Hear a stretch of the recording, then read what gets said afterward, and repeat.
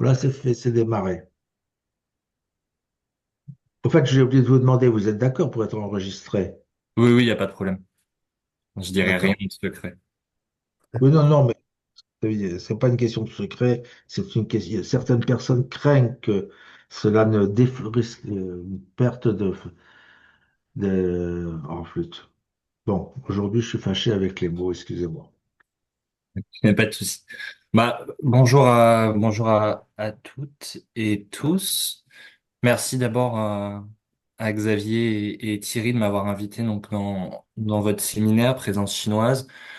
Donc, je viens de soutenir ma thèse à l'Université Paris 1 sur la Chine et les opérations de maintien de la paix, où j'ai étudié en fait la question de l'acceptabilité de l'acteur Chine en fait aux Nations Unies. Donc, comment la Chine est devenue un acteur acceptable auprès de leur pairs via le prisme du maintien de la paix. Donc je vais revenir, en fait, je vais vous présenter quelques éléments issus de ma thèse. Donc j'ai malheureusement dû sélectionner, ce qui était très difficile.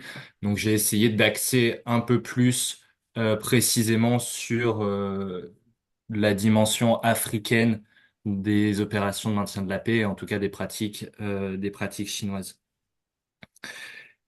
Et un des points de départ, en fait, de ma réflexion, ça a été de voir que en 50 ans, on a un engagement de la Chine qui s'est radicalement transformé, puisque donc la Chine entre aux Nations Unies en 71, donc en remplacement de Taïwan.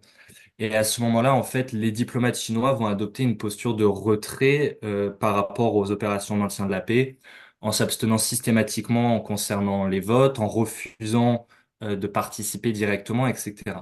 Et le maintien de la paix est à ce moment-là dénoncé comme un outil qui serait au service des puissances impérialistes, donc comprendre les États-Unis en premier lieu. Or, on voit que aujourd'hui, donc quasiment un peu plus de 50 ans après, la Chine est devenue un des principaux contributeurs aux opérations. Donc, c'est le premier contributeur de troupes parmi les membres permanents du Conseil de sécurité, donc le CSNU. C'est également donc le deuxième contributeur financier après les États-Unis. Et c'est aussi de plus en plus un acteur relativement direct des discussions et des réformes autour du maintien de la paix au sein des arènes onusiennes. Donc, il y a une question de qu'est-ce qui s'est passé en fait dans cet intervalle de 50 ans. On a également une autre question qui se pose, qui est un étonnement en fait face au décalage entre cette montée en puissance des acteurs chinois au sein des arènes onusiennes qui est corrélative, enfin en tout cas qui se situe en parallèle d'une dynamique plus générale de fragilisation des Nations Unies, avec un retrait notamment des puissances occidentales qui, elles, se désengagent progressivement des opérations de maintien de la paix, tant sur le plan militaire que financier. D'où cette question de en fait comment la Chine s'investit et comment elle va rendre ces pratiques progressivement acceptables par les autres acteurs, donc comment elle arrive à devenir une force de proposition au sein des Nations Unies.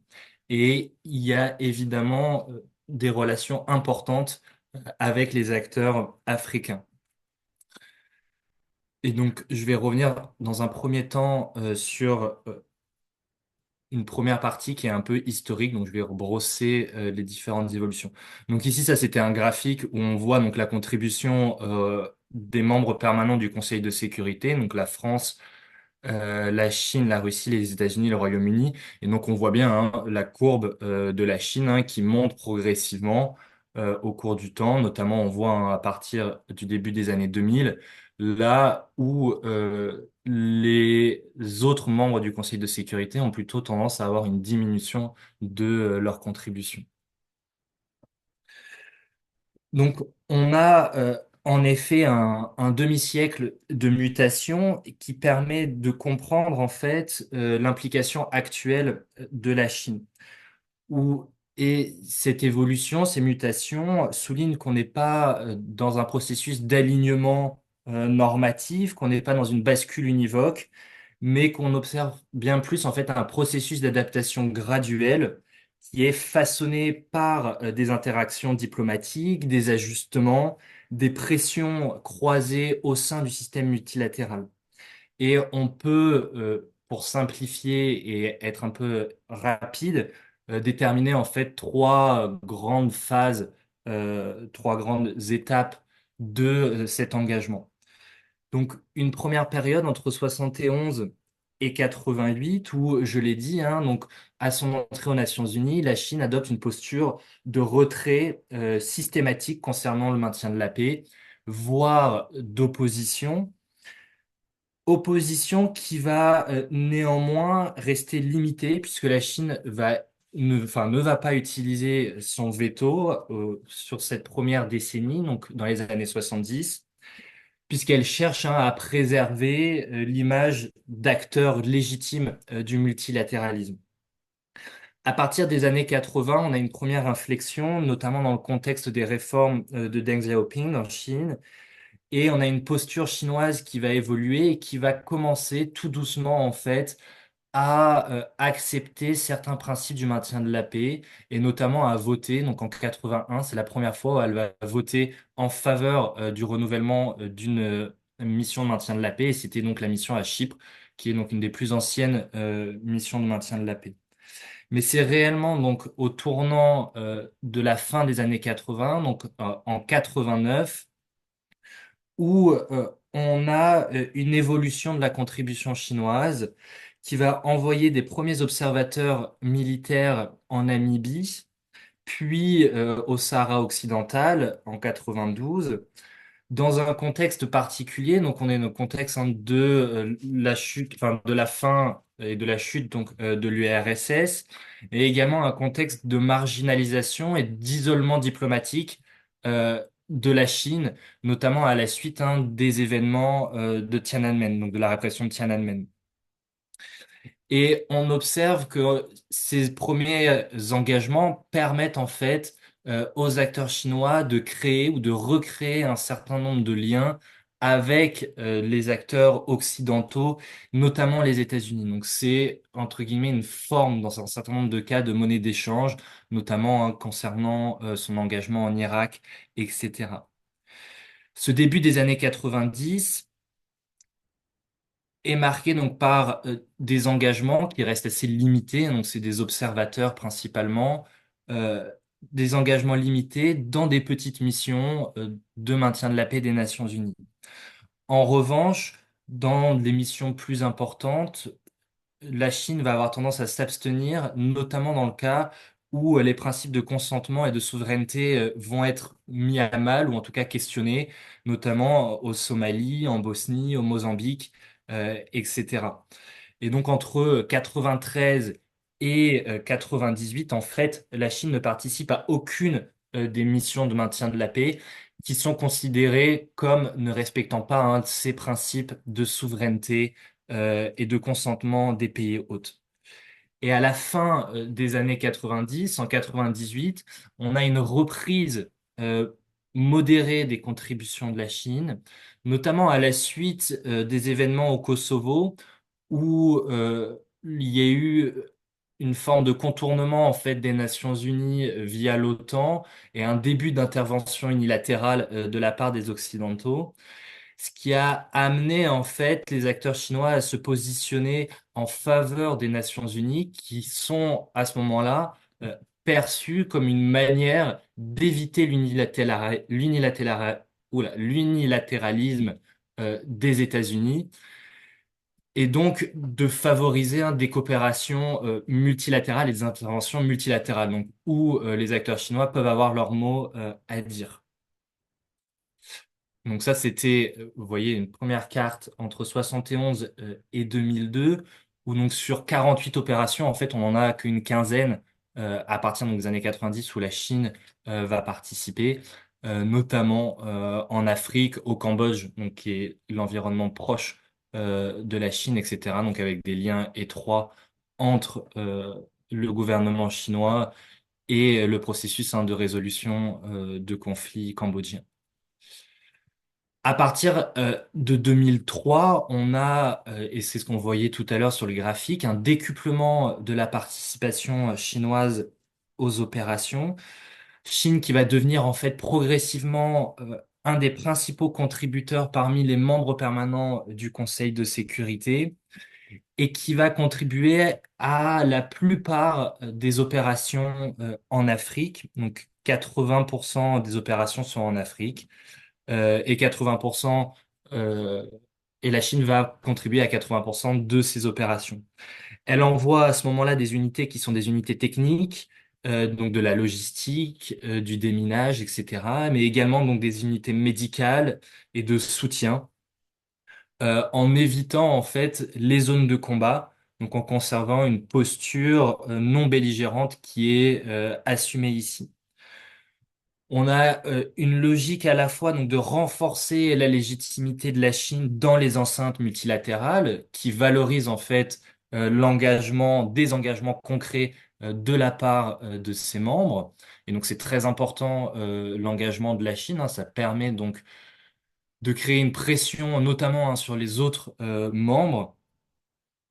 On a également l'utilisation en fait du maintien de la paix comme un levier diplomatique et au début c'était le cas notamment concernant Taïwan, donc où l'engagement chinois en fait servait donc de pression sur certains États pour qu'ils rompent leur liaison avec Taïwan et ça a été le cas par exemple du Liberia où la Chine a conditionné sa participation en fait à la rupture des liens diplomatiques avec Taïwan donc en 2004.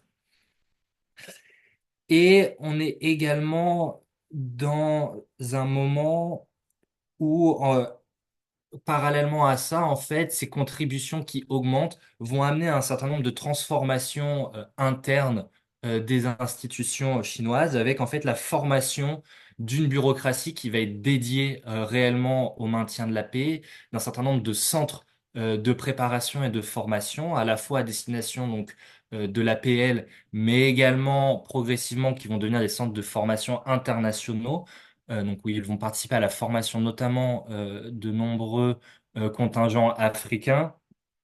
Et donc on observe en fait un processus d'apprentissage progressif du maintien de la paix où les acteurs chinois adoptent progressivement un certain nombre de codes du multilatéralisme, mais tout en préservant leurs priorités, qui sont notamment le respect de la souveraineté, le développement, etc. Depuis 2011, on a une dernière, si on veut, jusqu'à présent, période avec une militarisation des contributions chinoises. Militarisation dans le sens où la Chine va envoyer pour la première fois des unités qui sont des unités potentiellement combattantes.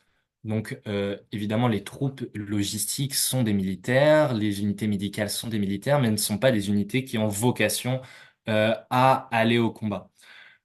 Donc, et ici, donc, c'est bien cette transformation qu'on observe avec en 2012, donc, premier renvoi d'une unité combattante au Soudan, donc, dans le cadre de la MINUS, qui va devenir un bataillon de combat en 2014, donc 800 personnes.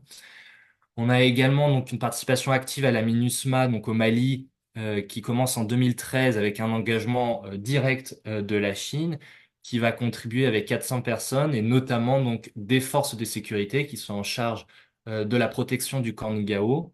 Également, on aura un hôpital militaire.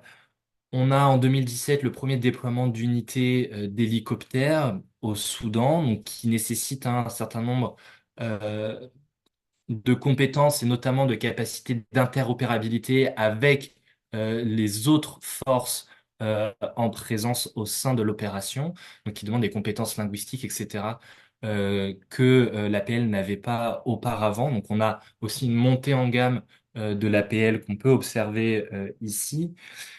Et cette évolution, on peut la lire en partie avec un changement dans la perception de la menace lié notamment en fait au nombre de ressortissants chinois qui augmente depuis le début des années 2000 en Afrique et qui sont confrontés donc à des situations sécuritaires dégradées et qui ont obligé en fait la Chine à prévoir un certain nombre de dispositifs qui étaient jusqu'à présent en fait peu fonctionnels, et notamment suite aux événements en Libye, donc après la chute de Kadhafi en 2011. Il y a eu la nécessité de parvenir à évacuer un grand nombre de ressortissants chinois, donc 35 000 ressortissants. Ça a été également une problématique au Yémen, etc. Donc c'est un cas qui s'est répété par la suite.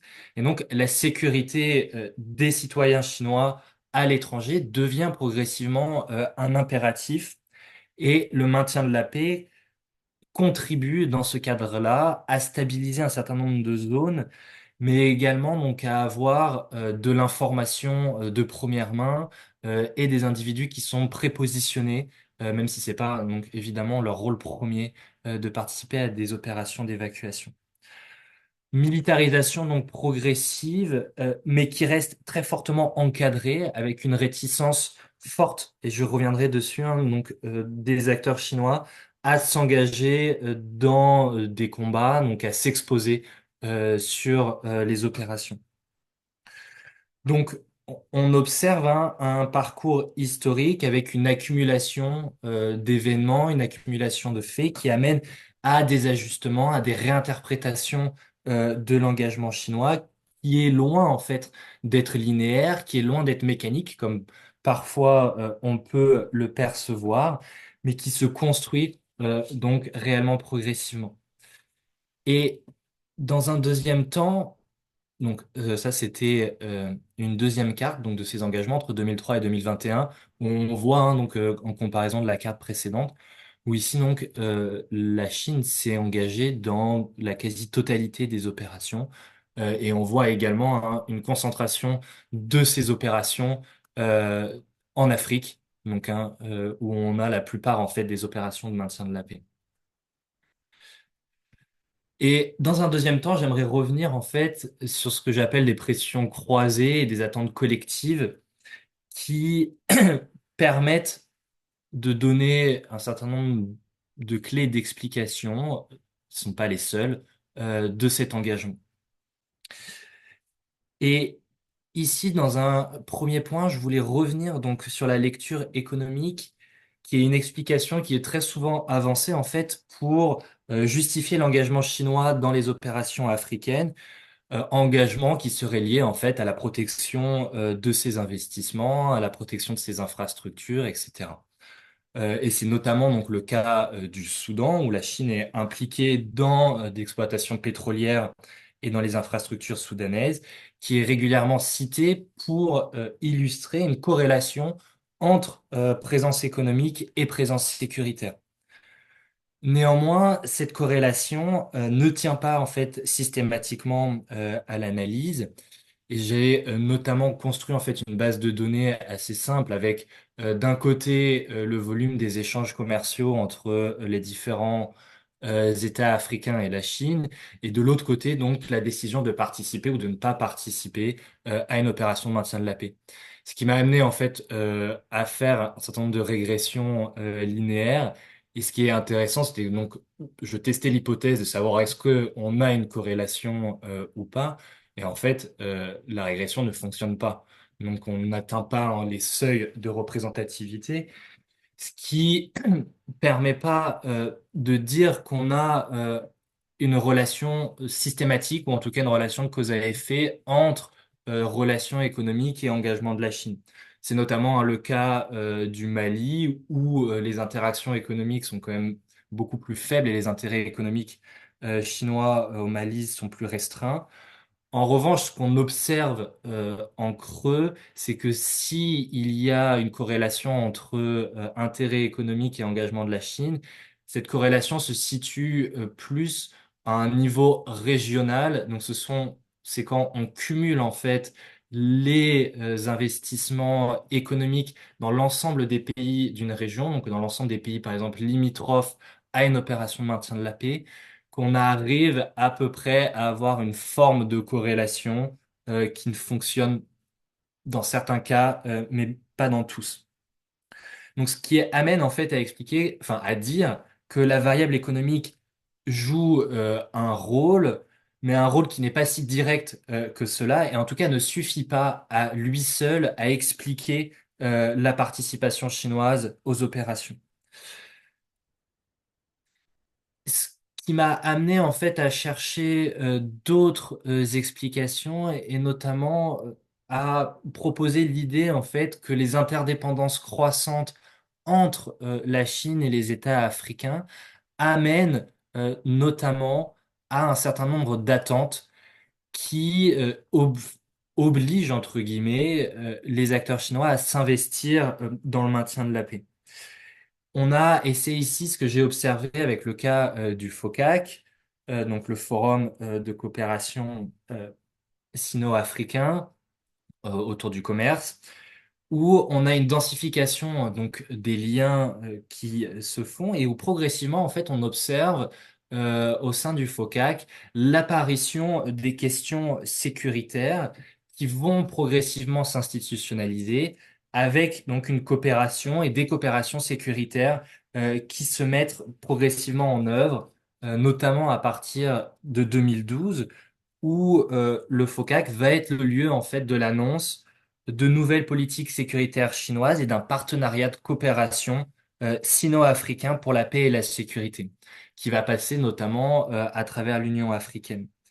Et cette situation produit ce que j'appelle un effet de cliquet, dans le sens où, une fois engagés, les acteurs chinois ne peuvent pas aisément se désengager sans nuire en fait à l'image qu'ils ont construite avec les acteurs africains ou à leur rhétorique, par exemple, de solidarité sud-sud.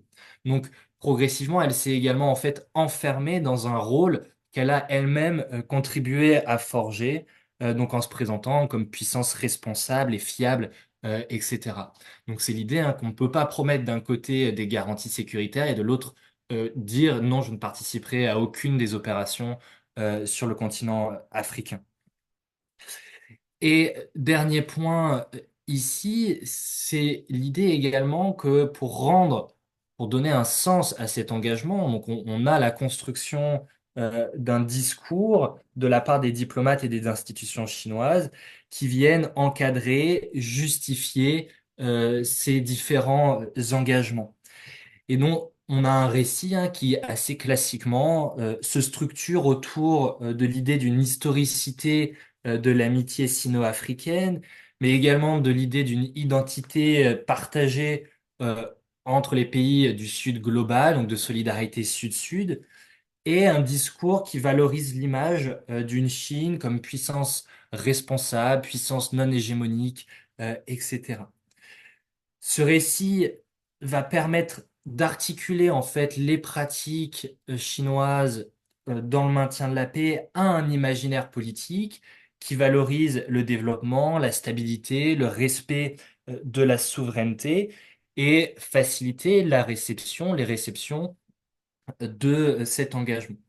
Mais dans le même temps, ce discours produit également des effets de contrainte en créant une forme d'engagement implicite.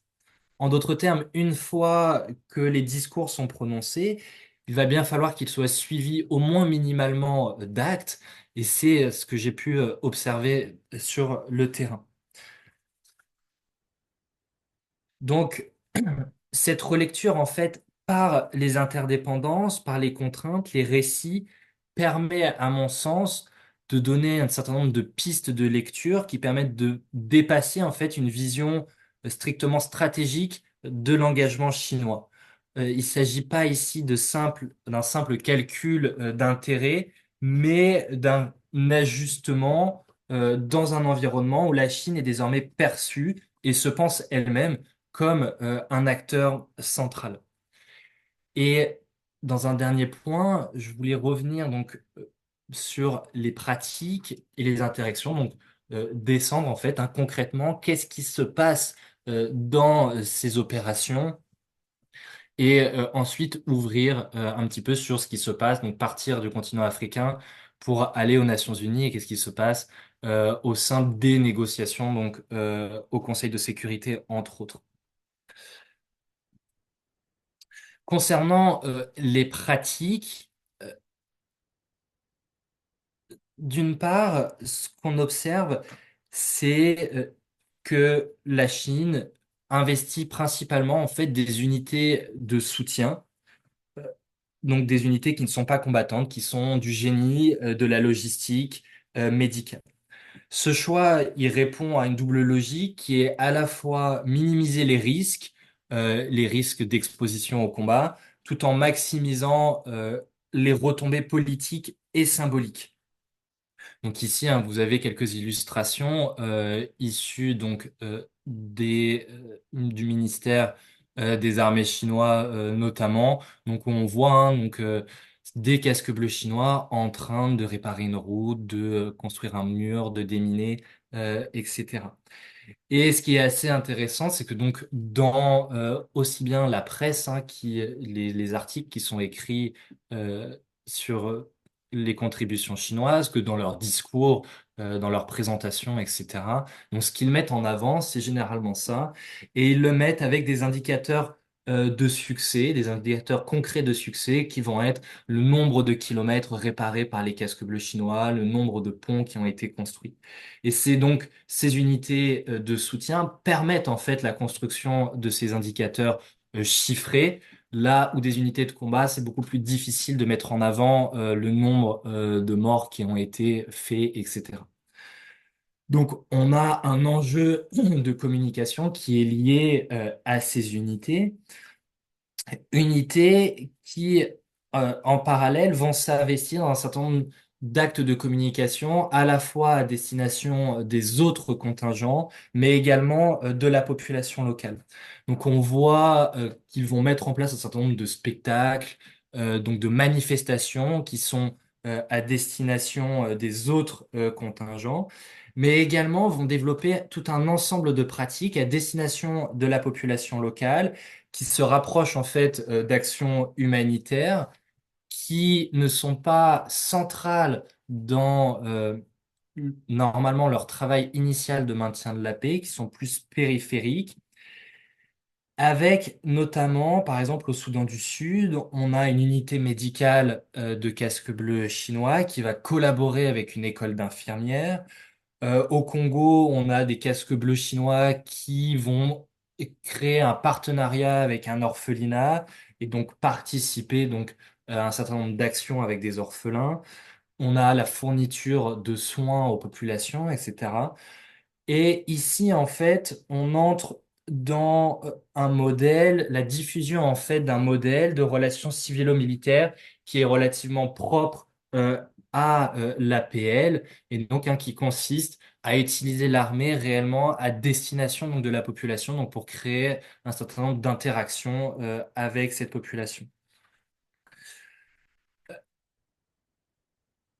Deuxième point, donc des unités qui sont initialement des unités de soutien, des unités logistiques.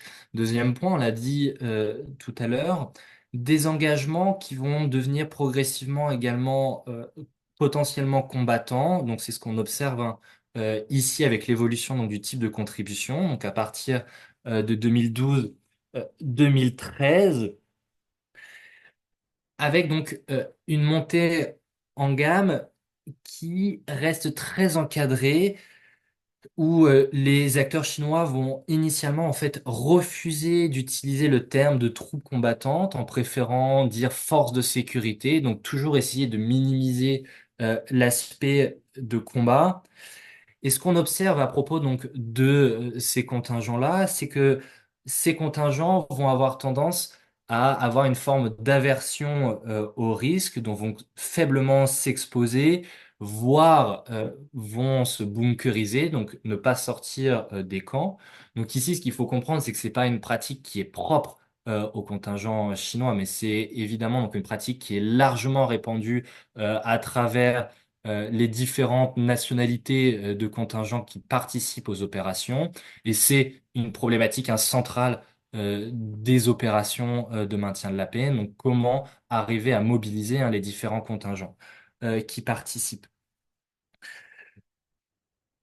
Bunkerisation donc des contingents chinois, bunkerisation qui est également liée à des facteurs linguistiques.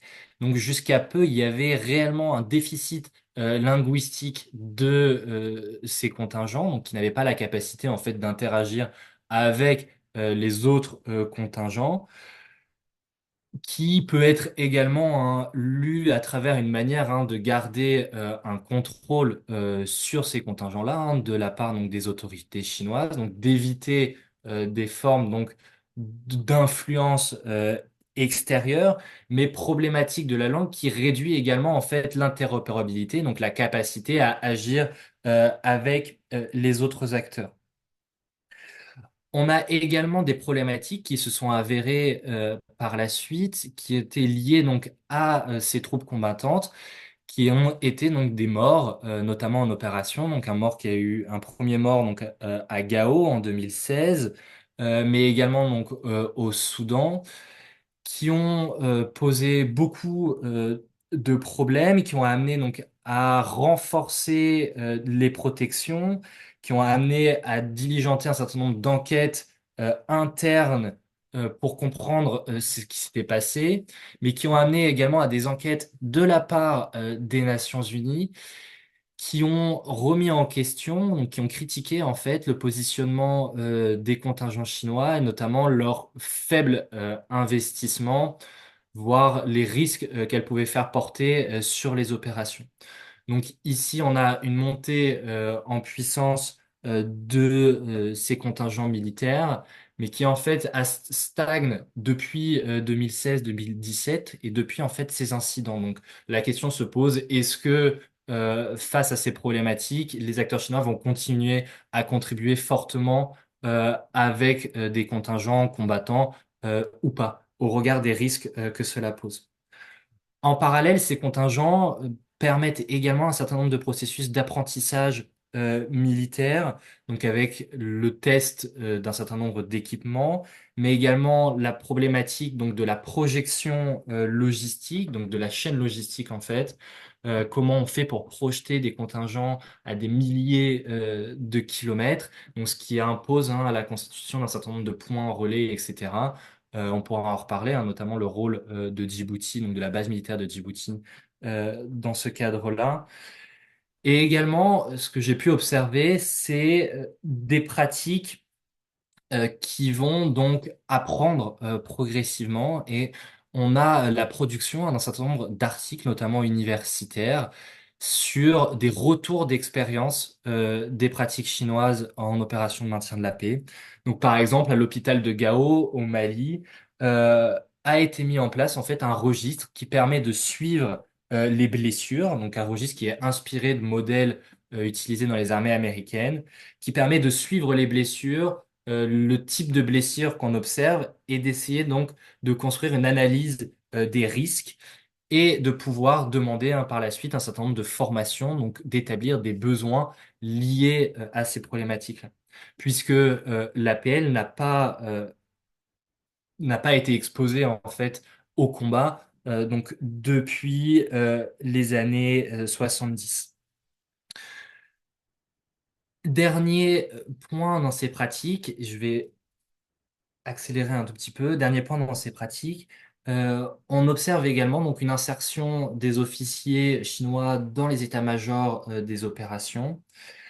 Insertion qui va se situer à des postes qui sont faiblement exposés politiquement, mais qui permettent en fait d'avoir accès à l'information. Donc, on observe en fait une forme de logique de captation d'informations, d'influence à bas bruit, mais tout en limitant au maximum le risque d'exposition. Pratique qui va renforcer les soupçons qui sont liés notamment aux questions donc d'espionnage, etc. Question donc de l'espionnage qui est évidemment pas propre aux acteurs chinois, mais qu'on retrouve puisque évidemment tous les contingents s'observent les uns les autres. Dernier point que je voulais aborder ici, donc la question de la diplomatie et notamment donc des interactions avec les acteurs africains au Conseil de sécurité. Premier point, c'est tout d'abord que En fait, on observe une forme d'alignement des diplomates chinois sur les positions des acteurs africains. Et en fait, ici, donc, je vais rapidement vous expliquer à quoi ça correspond. Donc, en fait, j'ai analysé l'ensemble des débats au Conseil de sécurité sur le cas du Soudan, donc, et constitué différents thèmes. Donc, les chiffres hein, que on peut voir, 9, 11, 1, etc., correspondent en fait à des thèmes comme le soutien aux accords de paix, comme la question des droits humains, etc. Donc, à chaque fois, on a un thème. Et ensuite, euh, j'ai pu positionner en fait les différents acteurs par rapport donc à leur investissement sur ces thèmes. Donc, ce sont les liaisons qu'on observe. Donc, plus un acteur va parler d'un thème et plus le trait va être marqué, etc. Et ce qui est intéressant dans l'analyse de ces débats, c'est que en fait, les acteurs chinois sont pas connectés à tous les thèmes, mais en revanche sont connectés généralement très fortement aux thèmes qui sont également repris par les États africains qui sont alors présents au Conseil de sécurité.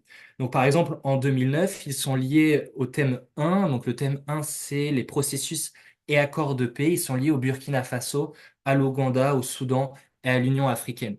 Ce qui signifie que donc l'ensemble de ces États vont intervenir plus ou moins fortement, spécifiquement sur cet aspect-là.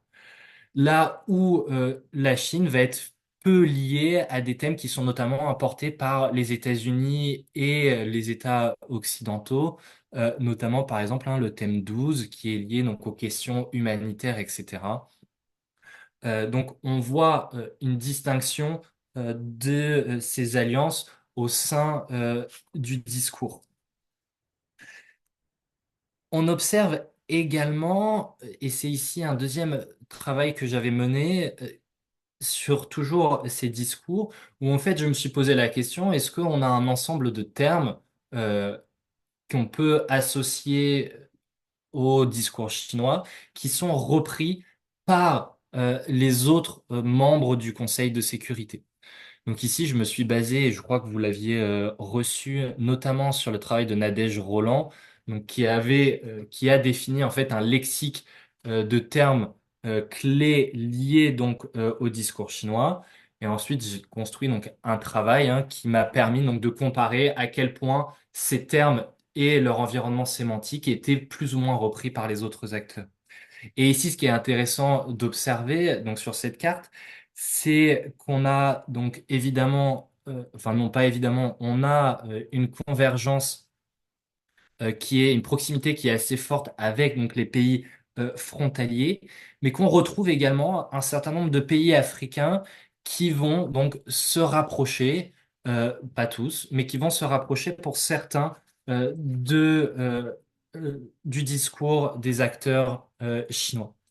Et c'est ce qu'on observe ici hein, quand on rassemble tous ces discours par groupes régionaux.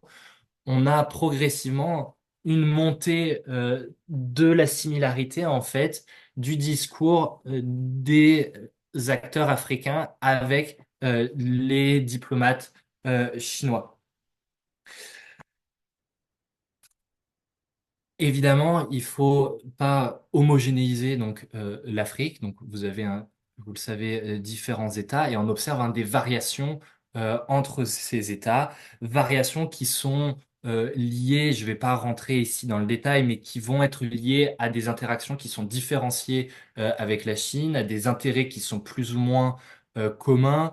On observe également hein, sur ce graphique qu'on a des effets d'apprentissage. Donc chaque membre au Conseil de sécurité, les membres non permanents sont présents pour 2 ans, donc euh, 2 années consécutives, et on observe des évolutions entre 2 années, ce qui peut amener en fait à penser qu'on a une socialisation progressive qui s'effectue sur ces 2 années. Donc la deuxième année, on a une plus forte corrélation, similarité que la première année, etc. Euh, et progressivement, donc, on voit quand même hein, une augmentation de cette similarité au sein du discours. Ça signifie qu'on a un alignement en fait qu'on retrouve notamment dans les pratiques de vote, où les diplomates chinois au Conseil de sécurité, dans 90% des cas, vont voter en accord avec le A3. Donc, ce qu'on appelle le A3, ce sont les trois pays africains membres du Conseil de sécurité, notamment donc sur les questions liées au maintien de la paix. Cet alignement, il n'est pas automatique, mais il s'inscrit notamment dans un certain nombre de groupes partagés, notamment hein, le groupe du G77, du mouvement des non-alignés, etc. Et la Chine, les diplomates chinois vont avoir tendance à s'aligner sur la position des acteurs africains. Donc pour les autres diplomates, par exemple les diplomates notamment français, il y a un enjeu hein, à parvenir à convaincre les acteurs africains, sachant que si les acteurs africains sont convaincus, la Chine a priori s'alignera sur ces acteurs-là. Et ce que j'ai pu observer, c'est que donc depuis les années, notamment en 2010, on a une fragmentation des alliances au sein du Conseil de sécurité, avec des alliances qui sont de plus en plus mouvantes, et que dans ce cadre-là, on observe de plus en plus régulièrement des alliances, des partenariats qui se constituent autour de la Chine et des États africains, qui vont constituer donc des coalitions alternatives aux coalitions plus classiques entre les États occidentaux. Et dans le même temps, ces coalitions, qui vont pouvoir être ponctuelles, vont également permettre en fait aux diplomates chinois de commencer à proposer un certain nombre d'initiatives. Et notamment, c'est le cas de la résolution 2518. Donc, je vous donne son numéro, tout simplement parce que c'est en fait la première résolution qui a été portée par la Chine au Conseil de sécurité, donc sur la question de la sécurité des casques bleus en 2020. Donc, première fois que la Chine portait une résolution.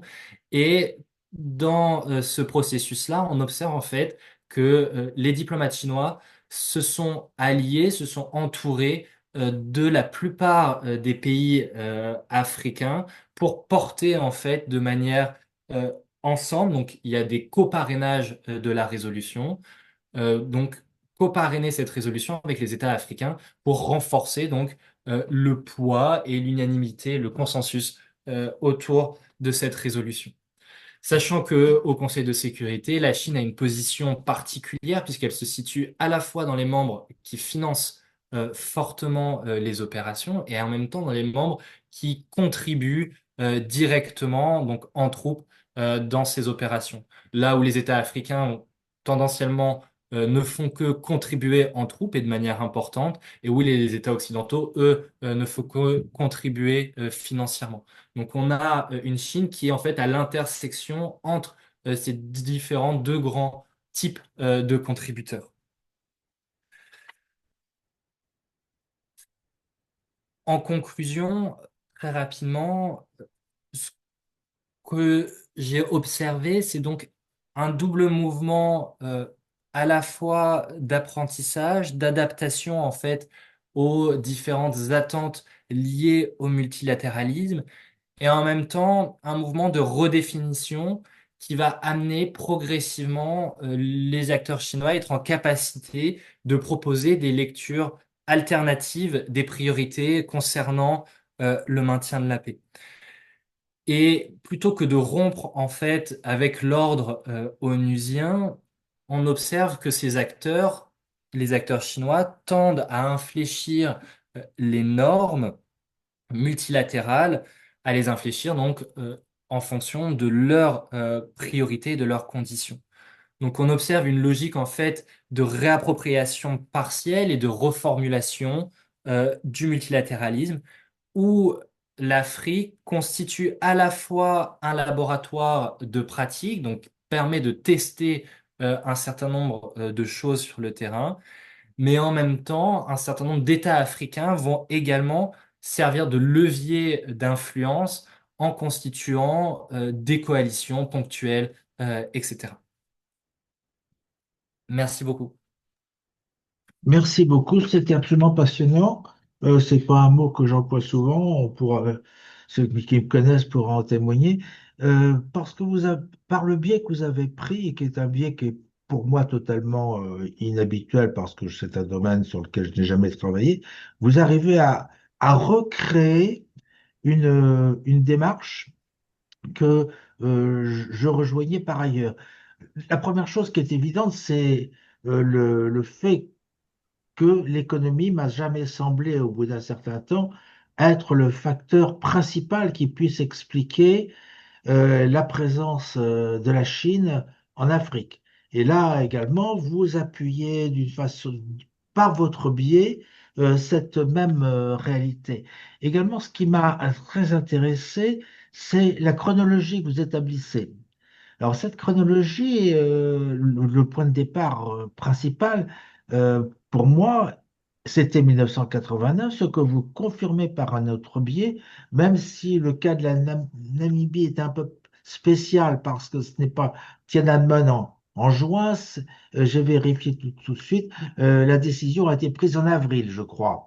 Mais disons que à partir de Tiananmen, la Chine effectivement a décidé de s'investir politiquement en Afrique. Et à ce moment-là, dirons-nous par les autres biais que je pouvais avoir, hein, vous venez confirmer cette approche avec, en plus de ça, une datation, la date de 2011, qui est une date qui est assez intéressante parce que dans les années qui ont précédé, vous avez eu tout un débat en Chine sur la façon dont doit être interprété le concept le principe de non-intervention.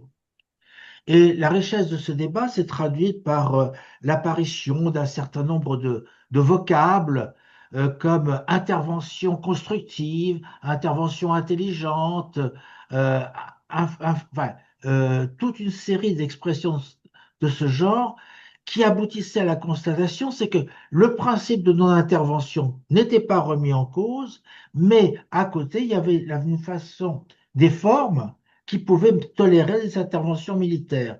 Et ça a culminé précisément avec l'année 2011, avec l'apparition d'un bouquin d'un professeur, grand professeur qui s'appelle Wang Yizhou, dont je me souviens, où il faisait cette proposition-là. Donc, de ce point de vue, c'est vraiment passionnant de voir comment on peut arriver à démontrer une démarche avec une chronologie que l'on retrouvait par une autre démarche et avec des préoccupations totalement différentes. Là également, il y a une chose dans votre travail qui m'a questionné, parce que franchement, je n'avais jamais pensé en tant que comme ça. C'est que je m'étais bien entendu, comme tout le monde, rendu compte du fait que le discours chinois était un discours qui pouvait influencer ceux qui l'entendaient, qui pouvait les convaincre d'un comportement. Mais effectivement, on est arrivé à une situation, à savoir que, comme vous dites, le discours devient enfermant. C'est-à-dire que par la réception qu'en ont les pays africains, ils vont exiger de la Chine un comportement. Or, euh, d'une part, une partie de nos démarches, et entre autres Xavier le confirmera, a été de suggérer que le rôle de l'agencéité africaine était beaucoup plus important que ce que l'on pouvait dire jusqu'à présent. Mais si en même temps l'attente de la Chine, enfin, l'attente des pays africains à l'égard de la Chine impose un comportement euh, à la Chine, ça peut forcer à réviser encore plus profondément la façon dont nous approchons les présences chinoises, bien entendu en Afrique, voire dans d'autres pays, euh, et dirons-nous à nous interroger encore plus sur le sens qu'ils peuvent avoir des présences économiques. Car si les présences économiques sont le résulte de cet enfermement discursif de la Chine, à ce moment-là, ça redéfinit totalement les relations qui peuvent exister, en même temps que ça donne de la Chine une image euh, qui confirmerait, dirons-nous, tout ce pan d'analyse qui, a priori, considérait que c'était une démarche hégémonique, hein, mais disons enfin, que ça mériterait pour nous voir davantage dans quelle mesure la Chine est en réponse à des demandes africaines. Donc, dans tout ce que je viens de vous dire, il n'y a pas beaucoup de questions. Il y a 22 mois qui vous sont adressées directement, sont plutôt des questions que je m'adresse à moi par la suite. Aussi, une chose que je voulais vous signaler, par rapport à ce que vous disiez de l'Armée populaire de libération, rappelez-vous qu'il y a un discours de Mao qui dit que l'armée doit être comme au sein du peuple, doit être comme un poisson dans l'eau au sein du peuple. Hein. Or, le comportement que vous avez énoncé, euh, il ne fait que résulter d'un endoctrinement. euh, de l'armée populaire de libération qui se poursuit encore aujourd'hui. Et ça fait partie, alors effectivement, ça fait partie du discours au sens le plus global du terme, hein, mais il y a effectivement une racine qui n'est pas que conjoncturelle. Hein, c'est ce que je voulais dire. Euh, Écoutez, je n'ai pas vraiment de questions à poser qu'à partir après ce que j'ai dit, sauf pour dire que j'abonde dans votre sens. Peut-être que Xavier aurait des questions plus immédiates que les remarques que je viens de faire. Non, moi je souscris aussi à ce que vous dites, toi, Thierry, sur la qualité de l'intervention, sa clarté et le côté synthétique qui permet effectivement d'embrasser un peu à la fois l'historicité du rôle de la Chine dans les OMP et puis des choses plus actuelles, évidemment, notamment des stratégies ou ce qu'on peut appeler des stratégies chinoises politiques en la matière. Et en fait, je n'ai pas beaucoup de questions, mais plutôt aussi des formes de remarques, un peu comme Thierry. Bon, la première chose, c'était la partie économique. Euh, je voulais peut-être relativiser un peu ce que vous disiez, comme parce que on a quand même des OMP. Je pense au Libéria, je pense évidemment en RDC, à la RDC, et puis peut-être encore plus au Soudan du Sud, avec la coentreprise, enfin l'actionnariat à 40% de la CNPC dans Greater Nile, qui, qui pourrait confirmer quand même une forme d'intérêt économique ou enfin, stratégique économique, ici pétrolier, de la Chine dans ce pays. Et le fait d'envoyer des centaines de casques bleus chinois dans ce pays peut confirmer quand même une volonté de sécuriser l'approvisionnement en matières premières, ici pétrolier. Et un petit peu la même chose aussi en RDC, même si évidemment, ce n'est pas les mêmes contingents, c'est pas la même nature de l'intervention, etc. Mais on va retrouver parfois des géologues, des minéralogistes, donc en fait des types d'acteurs chinois insérés dans les OMP chinoises en Afrique qui font tout sauf aller au combat, évidemment, etc., etc. Donc, c'était juste pour relativiser de mon point de vue. Après, je suis pas spécialiste, hein, mais de mon point de vue, relativiser un tout petit peu le faible intérêt économique chinois dans le cadre des OMP, dans lesquels elle participe, évidemment. Et après, c'était plutôt pour embrayer, parce que tout était clair, plutôt pour embrayer sur la question civilo-militaire. Comment vous percevez la stratégie du PCC en la matière, notamment en Afrique, avec certains pays africains. Et puis, il y a évidemment la phrase, pour en revenir à Mao, puisque Thierry citait Mao, la phrase du fusil qui commande le parti. Et on voit que dans des académies militaires ou civilo-militaires, dans les discours chinois, etc., et quelque part aussi dans les OMP, ou en tout cas, les OMP, c'est un levier pour d'autres choses. On peut voir une forme d'application de cette idéologie, on va dire maoïste, de cette pratique maoïste, de ce postulat maoïste. Donc le fusil commande le parti, autrement dit, enfin, le domaine militaire, je perds ma voix, est évidemment dépendant du parti communiste chinois. Et donc, dans ce cadre, on va retrouver un petit peu ça dans certains pays africains. Et donc là, comme Natulia va le rappeler, ça s'oppose évidemment aux constitutions africaines, quoi.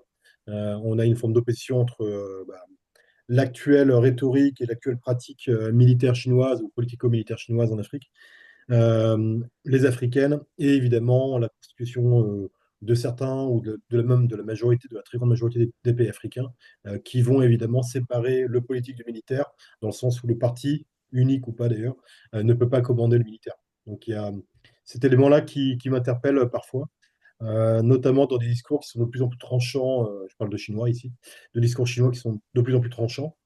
Et, euh, et dernier petit point, je me rappelle d'une phrase, d'une déclaration de Xi Jinping il y a quelques années, mais ça remonte déjà peut-être à 2015-2016, qui annonçait l'envoi de 10 000 casques bleus chinois dans les OMP, notamment en Afrique. Et de mon point de vue, pour avoir vu les chiffres un peu récemment, enfin en tout cas en 2024, plus ou moins, on en est encore loin, je crois, même très loin. Et vos graphiques l'ont un peu confirmé. Donc, comment expliquer ce décalage entre le discours, et généralement suivi des faits quand même plutôt, et la réalité? Décidément, je perds ma voix. Est-ce que c'est un manque voilà, de capacité, de possibilité, de capacité de projection, hein, tout simplement également, même si on a une base militaire maintenant à Djibouti, etc., etc. Oui, merci beaucoup pour vos remarques. Je suis content d'être allé, en tout cas, d'avoir des résultats qui aillent aussi dans le sens enfin, du travail que vous faites depuis maintenant un certain nombre d'années. C'est aussi rassurant de pas être parti complètement à côté. Donc merci pour ça. Sur l'intérêt économique, évidemment, c'est à relativiser et je force un peu le trait de manière très volontaire parce que c'est un discours que moi j'ai retrouvé quasiment systématiquement, puisque j'ai travaillé notamment en faisant des entretiens, enfin beaucoup d'entretiens et en faisant des observations à Djibouti, aux Nations Unies, etc. Et en fait, il y avait un peu cette rengaine systématiquement de oui, les Chinois sont en Afrique parce que ils ont des intérêts économiques, point. Et mon parti pris, c'était de dire oui, il y a des intérêts économiques et on ne nie pas ça, mais les intérêts économiques n'expliquent pas tout et ne sont pas les seuls.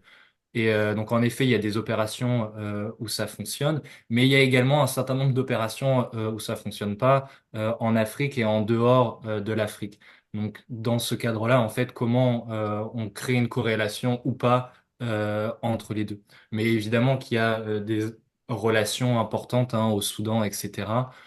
Soudan qui est aussi une forme hein, de laboratoire, hein, qui a été un laboratoire politique pour la Chine, hein, qui c'est une des rares missions où les diplomates chinois se sont investis en fait dans le processus de paix avec plus ou moins de succès. On voit que ça s'est pas reproduit par la suite, donc ce qui amènerait à dire que le succès n'était pas si grand pour eux et notamment était très critiqué hein, par rapport hein, aux liens économiques qu'il y avait, etc. Donc ont été beaucoup remis en question. Donc il il y a des relations, mais voilà. Attention à ne pas les surinterpréter, à mon sens. Sur la question donc, des actions humanitaires, du rôle des casques bleus chinois, en tout cas de l'armée chinoise en fait, dans des opérations de développement. En fait, ce qui est assez intéressant, c'est que cette pratique-là, elle n'est pas propre au casque bleu chinois. On va pouvoir la retrouver ponctuellement dans d'autres armées, hein. L'armée française fait des opérations civilo-militaires de la même manière. Les autres armées, beaucoup d'armées le font. Là où on a une forme de spécificité en fait du cas chinois, c'est qu'on a une systématisation de ces pratiques-là. Quelle que soit l'opération de maintien de la paix, en fait, on retrouve des pratiques humanitaires qui sont mises en œuvre par ces casques bleus. Et ça rentre en fait dans aussi une conception qui est portée après par la Chine au sein des enceintes onusiennes, qui est la notion de paix développementale. Donc l'idée que la sécurité en fait passe par le développement. Donc on essaye hein, aussi d'infuser ce type d'idées et ce type de notions. On a aussi cette infusion qui va passer, et ça pose la question donc du rôle, enfin de l'interaction entre le parti et l'armée, et à quel point en fait on peut se demander aussi ça va pouvoir infuser sur les armées africaines et les États africains, puisque donc la Chine hein, contribue beaucoup hein, à faire de la formation pour les contingents de casques bleus africains, mais également d'ailleurs hein, pour les armées africaines. Donc on peut se poser la question à quel point ces formations permettent aussi la diffusion et la circulation d'un modèle de relation parti-armée. Relation qui est particulièrement intéressante, hein, parce que on observe euh, une dépendance totale en fait de ces contingents par rapport au parti, ce qui pose un certain nombre de problèmes, et notamment quand il y a des questions donc d'exposition au combat. En fait, pour pouvoir engager un contingent de casques bleus chinois dans un combat, celui-ci doit en référer à ses autorités, et donc il faut qu'il y ait un aval hiérarchique, hein, qui remonte jusqu'à Pékin. Donc c'est pas propre encore une fois au contingent chinois, mais c'est particulièrement visible et tiré dans ce cas-là. De la même manière, hein, les diplomates, hein, que j'ai pu observé au Conseil de sécurité, les diplomates, hein, sont toujours systématiquement par deux, donc il y a toujours un contrôle, hein, de l'un sur l'autre. On n'a jamais de discussion directe, donc il y a un contrôle, hein, très très étroit et très direct sur ces questions-là. Sur les 8000 casques bleus, en effet, j'en ai pas parlé. Donc c'est en effet c'est un très bon souvenir, c'est donc une annonce de Xi Jinping en 2015 à l'Assemblée des Nations Unies, donc en septembre 2015, donc où il annonce la composition, enfin la formation d'une force de 8000 casques bleus. Euh, et donc la question c'est on les retrouve pas aujourd'hui. En fait, la particularité de cette force-là, c'est que ce sont des contingents qui sont en attente à être déployés sur des opérations.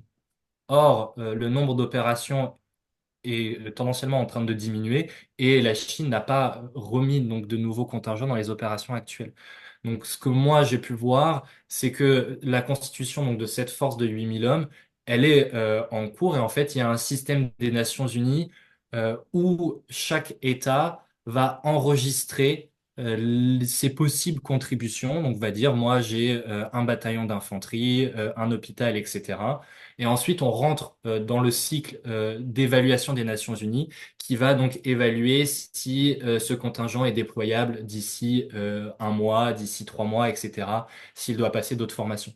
Et ce que j'ai pu voir, c'est que les 8000 hommes, ils sont pas encore, mais il y a une grande partie qui y est et qui est enregistrée, hein, dans ce système-là, et qui sont potentiellement, sous certaines conditions, prêts à être déployés, ce qui est extrêmement important, hein, parce que les contributions les plus importantes, hein, de mémoire, c'est le Bangladesh, le Rwanda, etc.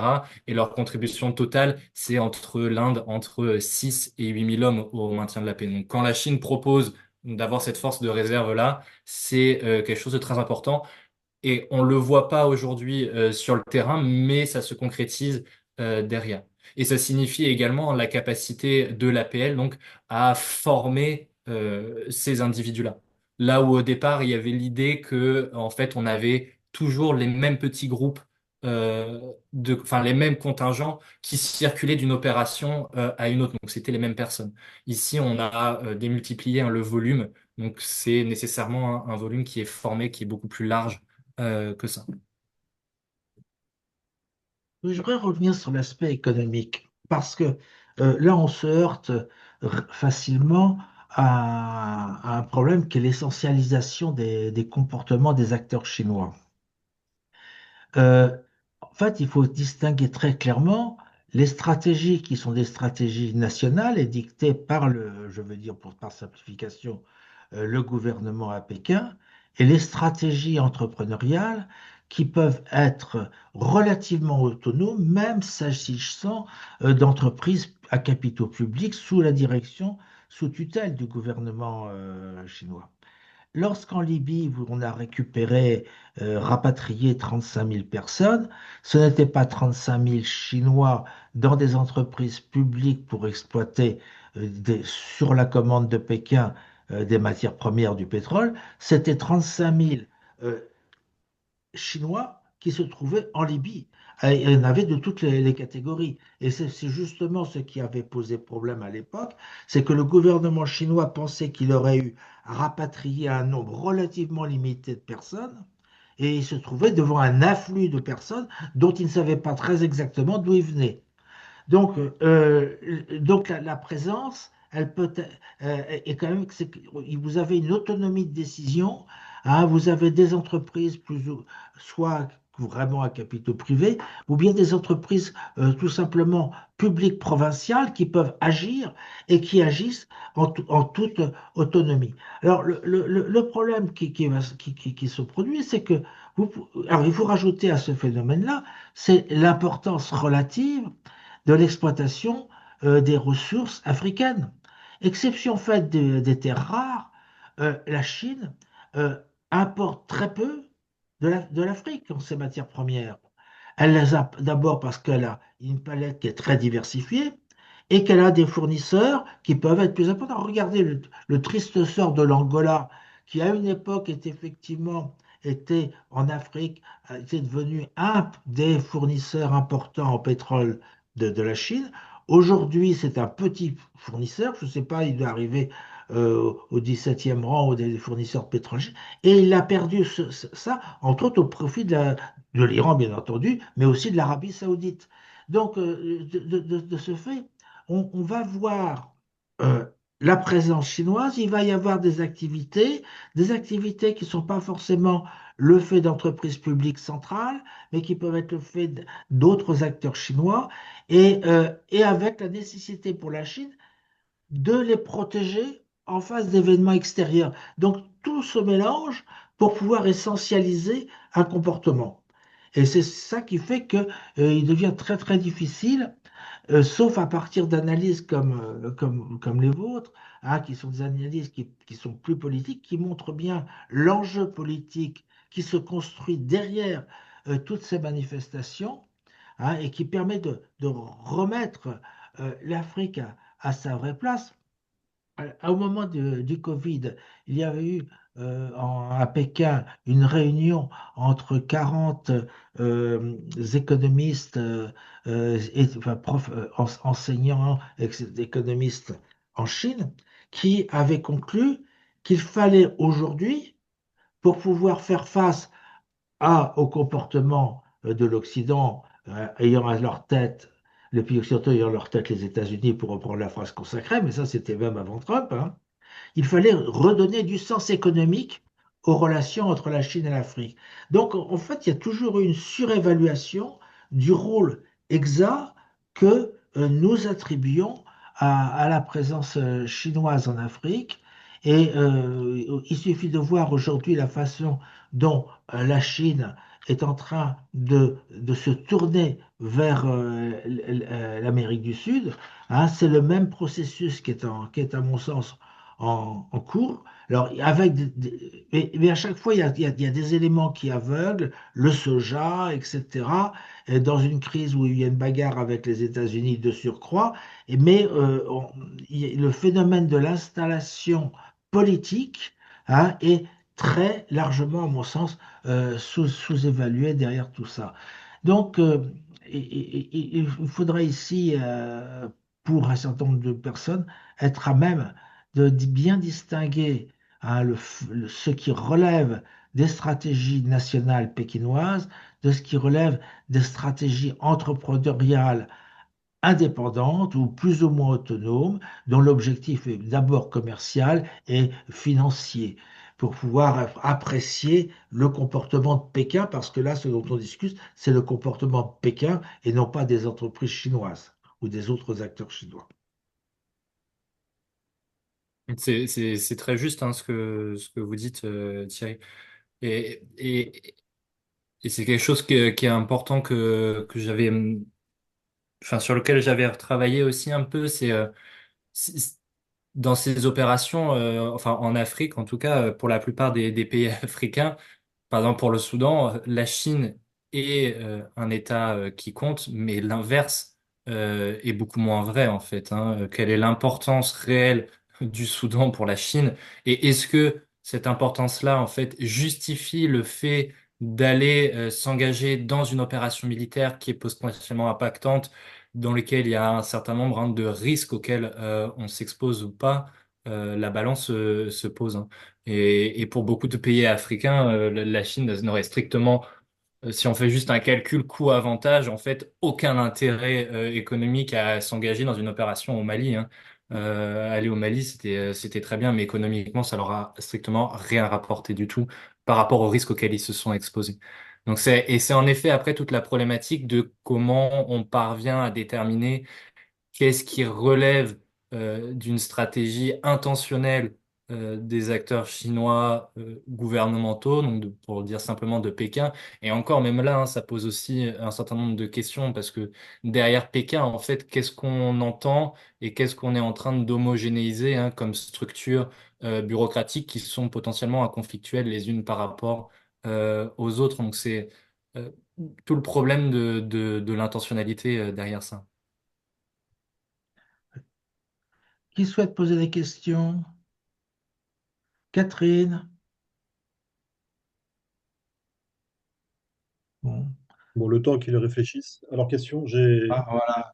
Ah, Non, non, Catherine. On l'a Catherine réveillé. est là, Catherine écoute. Catherine n'a pas de questions parce que c'est un sujet tellement, enfin, j'ai jamais étudié et j'apprends beaucoup de choses. Bon, je connais bien votre travail à vous et Xavier sur l'économie, notamment l'implication de la Chine à un niveau économique en Afrique. Donc, j'ai écouté vraiment avec beaucoup d'intérêt.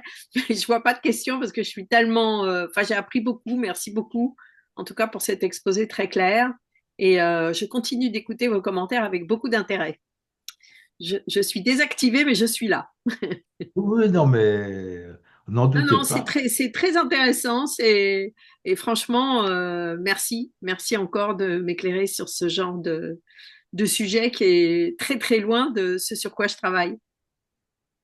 Merci beaucoup. Et les autres participants, Mike Chen, Supenlé, Gabriel Saunière, avez-vous des interrogations, des commentaires?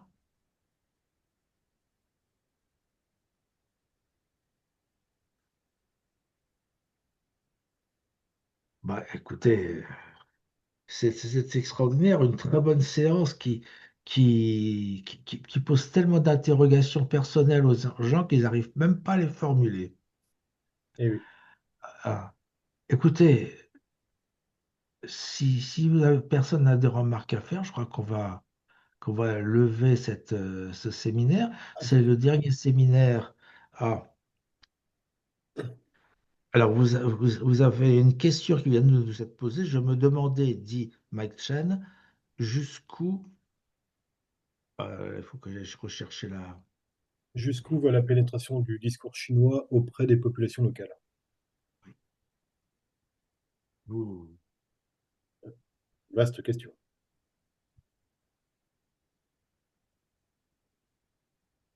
Si je peux me permettre, je dirais que je pense que la pénétration se fait davantage au niveau des dirigeants hein, qu'au niveau du peuple dont les réactions ont souvent été plus, euh,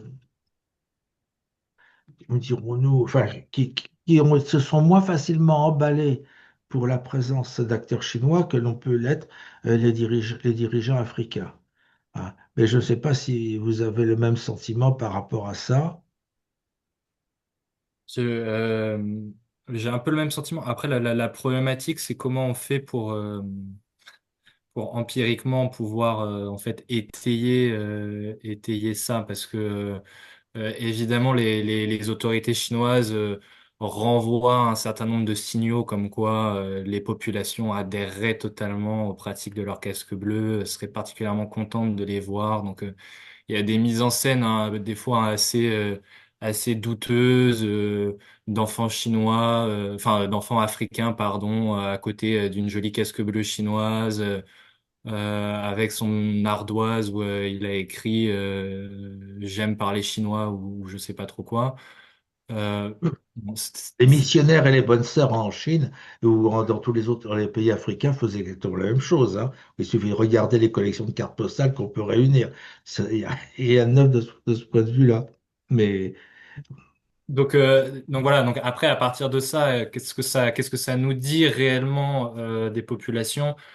Ce qui est certain, c'est que dans un certain nombre d'endroits, par exemple au Congo, hein, si on peut si on veut reprendre ce cas-là, euh, on peut se douter que c'est pas nécessairement mal perçu hein, quand vous arrivez, que vous faisiez des dons hein, importants en nourriture, en équipement, en matériel, etc. dans des zones de conflit particulièrement reculées. A priori, il n'y a pas de raison pour que ce soit mal perçu. Après, est-ce que ça a un impact au-delà d'un échelon extrêmement local, donc de l'endroit du don sur les populations? C'est moins certain et c'est plus difficile à évaluer.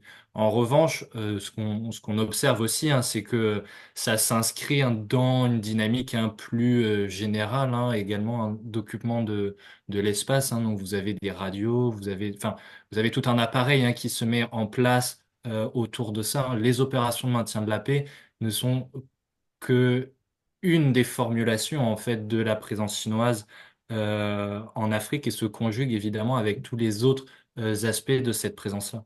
Donc cette question donc, de la pénétration sur la population locale, à mon sens, n'a n'a de lisibilité que par rapport et que en fonction de toutes ces dimensions de cette présence chinoise, parce que c'est la dimension globale qui va être évaluée et pas uniquement sur un cas très spécifique, je pense.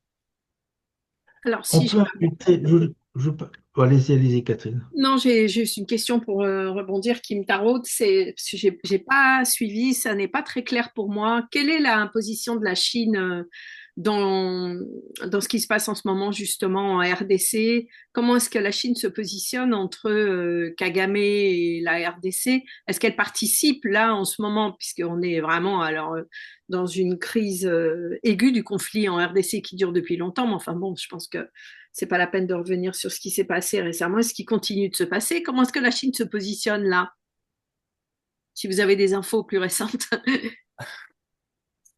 C'est très compliqué. C'est très compliqué parce que toute la difficulté donc d'observer la diplomatie chinoise, c'est que s'ils se positionnent, ils le font pas publiquement. Donc en tout cas, sur le cas de la RDC, les diplomates chinois n'ont jamais, pour l'instant, occupé une position de premier rang ou cherché à jouer réellement hein, le rôle de médiateur entre la RDC, le Rwanda, etc. Donc, honnêtement, je pourrais pas vous répondre parce que c'est très difficile. Enfin, moi, je j'ai pas les moyens de pouvoir l'observer. Et en fait, ça pose la question d'un côté, la Chine hein, qui revendique hein, donc ce rôle de puissance responsable, blabla, blabla, blabla, et de l'autre côté, de son implication réelle hein, dans les médiations et les processus de résolution de paix. Il y a la problématique hein, de la RDC, mais on a Oui. également hein, la question de l'Ukraine, hein, qui est évidemment très récente où le silence est aussi très curieux hein, des acteurs chinois. Hein. Donc on a très peu hein, de prise de position radicale, en tout cas dans le cadre hein, du Conseil de sécurité des Nations Unies, d'un côté ou de l'autre. Donc pour l'instant, en tout cas, la Chine, dans la plupart des situations, ne cherche pas à occuper un rôle réel hein, de médiateur. Pour moi, une des rares fois où elle l'a fait, ça a été au Soudan, en fait. Oui, mais là, par exemple, en RDC, elle participe depuis assez longtemps quand même à des opérations de maintien de la paix. Elle a des troupes, ce qui Ah n'était oui. pas le cas en Ukraine. Donc, elle aurait quand même, je dirais, avoir une position. Elle a des intérêts directs en RDC sur les compagnies minières, etc. Donc, voilà, enfin, si vous dites qu'il n'y a rien, il n'y a rien. Effectivement, moi, j'ai rien entendu personnellement. Peut-être d'autres ont d'autres informations, mais j'ai jamais vu une position, ne serait-ce que par rapport à Kagame, ou rien du tout, quoi. Non, non, non. Mais c'est vraiment c'est vraiment toute l'ambiguïté hein, de cette diplomatie-là, sachant qu'il y a euh, il y a le représentant du secrétaire général des Nations Unies, donc pour la région des Grands Lacs, qui est un diplomate chinois. Donc voilà. Probablement qu'il y a des discussions, mais J'y ai pas accès. Pour l'Ukraine, je dirais la chose suivante, c'est que la situation est totalement incomparable, en ce sens que c'est un problème d'annexion territoriale, de discussion, qui renvoie immédiatement au problème de Taïwan. Donc, Oui, intervenir dans ce cadre-là, c'est risquer effectivement de s'enfermer dans une position qui n'ont sans doute pas envie de se faire renvoyer. En ce qui concerne la RDC, il faut peut-être le prendre par un autre biais, en ce sens que aujourd'hui, bon, vous avez un certain nombre d'entreprises qui sont présentes sur le territoire, dont des grandes entreprises publiques sous tutelle centrale, qui ne sont pas totalement en odeur de sainteté auprès du gouvernement local. Effectivement, et ça s'explique parce que par leur comportement. Et il n'est pas forcément évident que dans cette histoire-là, la Chine ait envie de présenter comme penchant d'un côté ou de l'autre, en risquant d'aggraver les conflits, d'autant plus que ces entreprises sont dans des régions frontalières. Alors risquer de faire un faux pas et se mettre tout le monde à dos, alors que c'est un problème commercial, c'est pas forcément astucieux. Donc, ils ont intérêt à se taire. Et puis, il y a aussi, dans le même temps, une autre chose, c'est que j'ai l'impression que le gouvernement actuel, qui peut avoir aussi sa dose de corruption, mais c'est pas là l'essentiel, est en train d'essayer de redéfinir sa stratégie à l'égard de la Chine. Et ça se voit, entre autres, par ce que j'ai vu récemment, la façon dont ils analysent l'introduction de zones économiques spéciales, dans lesquelles ne sont pas du tout impliqués les Chinois. Bon. Donc, ce n'est peut-être pas le moment non plus de créer des déséquilibres complémentaires qui pourraient impacter aussi, d'une part, les relations économiques et commerciales, et par ricochet, aggraver les dissensions politiques. Donc, à la limite, c'est pas vraiment étonnant. D'une manière générale, et vous l'avez souligné, hein, l'Afrique, c'est un terrain d'apprentissage pour la Chine. Enfin, dès qu'elle sort de son territoire, elle est en apprentissage. Donc, le silence ou l'observation est très certainement la situation qui lui convient le mieux, ou qui lui permet d'agir de façon plus opportune. Enfin, il ne faut pas oublier le traumatisme qu'a été la tentative d'invasion du Vietnam en 79, où ils ont été tout à fait confrontés brutalement, hein, à une réalité extérieure qui les ramenait alors, à un niveau, dire, ben, se faire battre par nos alliés dont on supposait qu'ils n'étaient pas équipés militairement, qu'ils n'avaient pas utilisé dans ça, ça a été un choc. Et c'est un choc qui n'est pas encore aujourd'hui remonté, qui n'ont pas encore surmonté. De la même façon, en 89, ça a été un choc, à savoir qu'ils n'ont pas du tout pu penser que l'Occident pouvait se réagir avec autant de violence, pas de leur point de vue, avec les sanctions. Donc, je pense que toute une série d'événements de ce type fait que les réactions sont lentes, mûrement, oui, oui, lentement mûries, hein, de façon à éviter tous les faux pas. Donc, et toute la progression que vous-même vous avez décrite, hein, sur l'évolution du comportement chinois à l'égard des opérations de maintien de la paix, montre cette maturation progressive à, à petite vitesse, hein, pour bien tester les choses à droite et à gauche. Et face à un événement comme ce qui se produit aujourd'hui en RDC, euh, bien évidemment, ils sont obligés enfin, ils continuent sur cette maturation lente et ils risquent, de ce point de vue, à la limite, que le conflit soit terminé avant qu'eux aient pris une décision. Je voulais juste rebondir là-dessus aussi. Bon, on va pas parler du Soudan, mais enfin des deux Soudans d'ailleurs, mais la Chine a quand même participé entre 4 et 6, je crois, opérations dans ces deux États. Donc, vous parlez de laboratoire, on parlait de spécificité un peu soudanaise. C'est quand même le cas, quoi. Et ça me Oui. pose une question. Ça pose une question en fait. Comment sont octroyer, enfin donner les mandats dans les OMP. Parce qu'au Soudan, comme au Libéria, que je citais plus tôt et que vous avez cité d'ailleurs aussi, le mandat, je crois, de la Chine, enfin de la partie OMP chinoise, était justement de surveiller, de sécuriser les infrastructures de communication, mais également pétrolières au Soudan du Sud. Et donc, ça pose la question, enfin, qui octroie cette décision, qui donne cette forme de devoir de surveiller une infrastructure, des infrastructures, au lieu de, je sais pas, de sécuriser des villes, des villages, des territoires annexes, etc. Enfin, il y a cette question-là. Ensuite, il y avait une autre question qui me venait à l'esprit, c'était, bon, est-ce que, comme un peu le HCR, par exemple, à l'ONU, les casques bleus étrangers, enfin étrangers, ils sont tous étrangers, mais les casques bleus, notamment chinois, sont formés. Est-ce qu'ils sont formés? Est-ce qu'ils rejoignent d'autres contingents? Est-ce qu'il y a des... Je ne sais pas comment ça se passe, je ne connais pas du tout en fait. Et est-ce qu'il y a des formes de retex, de partage d'expérience également entre ces militaires ou pas, d'ailleurs, parce qu'on a des policiers, on a des civils. Donc, comment sont-ils formés? Et donc là, évidemment, ça intéresse le côté expérience chinois, dont on parle depuis tout à l'heure, depuis le Vietnam. Donc voilà.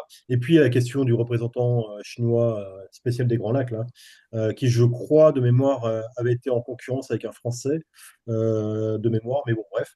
Et là, ça pose une question qui est beaucoup plus large, mais qui est pertinente aussi, qui rejoint les travaux de Jean-Jacques Gabas, évidemment, sur la FAO. Là, c'est évidemment tout ce qui va être normalisation, question des normes, au plus haut niveau international, c'est-à-dire celui de l'ONU. Et j'ai une mini question, mais qui n'est pas inintéressante, qui rejoint plutôt l'Union africaine. Est-ce que la Chine, d'une manière ou d'une autre, pour essentialiser la Chine là, rapidement, est-ce que la Chine joue un rôle au CPS d'une manière indirecte plutôt que directe, le Conseil de paix et de sécurité africain, l'Union africaine? Parce que là, c'est éminemment et évidemment intéressant de savoir, de connaître un peu la position chinoise par rapport au CPS, et s'il y a une forme d'influence ou de relation même, tout simplement, entre l'État chinois et le CPS, quoi.